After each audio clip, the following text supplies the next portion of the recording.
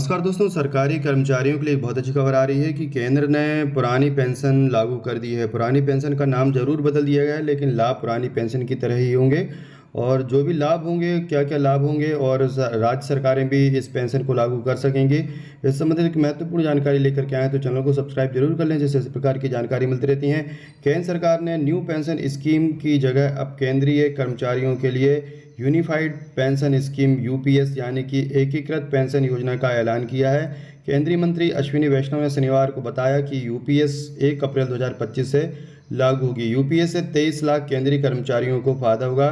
कर्मचारियों के पास यूपीएस या एनपीएस में से कोई भी पेंशन स्कीम को चुनने का ऑप्शन रहेगा।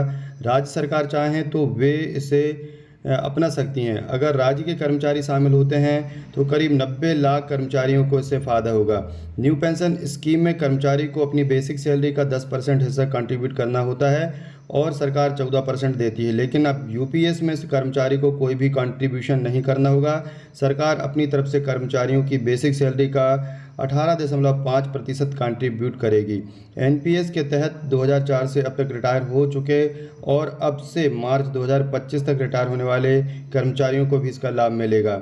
जो पैसे उन्हें पहले मिल चुका है या वे फंड से निकाल चुके हैं, उससे एडजस्ट करने के बाद भुगतान किया जाएगा। सरकार की तरफ से कंट्रीब्यूशन 14% से 18.5% बढ़ाए जाने पर पहले साल 6,250 करोड़ रुपए का अतिरिक्त खर्च आएगा। ये साल दर साल खर्च जो है बढ़ता रहेगा।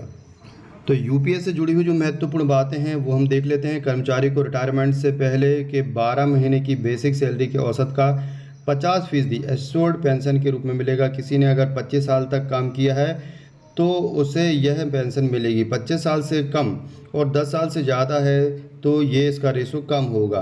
कर्मचारी की मौत होने के ठीक पहले की सैलरी का 60% पेंशन के रूप में परिवार को मिलेगा। 10 साल से कम सर्विस होने पर, यदि आपने 10 साल से कम सर्विस की है तो 10 साल से कम सर्विस होने पर मिनिमम एश्योर्ड पेंशन 10,000 रुपये महीना होगी। महंगाई के साथ यह की तारीख में करीब 15,000 रुपये होगी।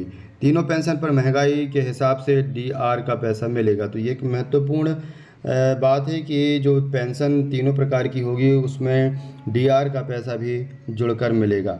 हर 6 महीने की सर्विस के लिए वेतन का 10% लमसम अमाउंट का मिलेगा। किसी की 30 साल की सेवा है तो उसे 6 महीने की सैलरी भत्ते सहित का पैसा मिलेगा।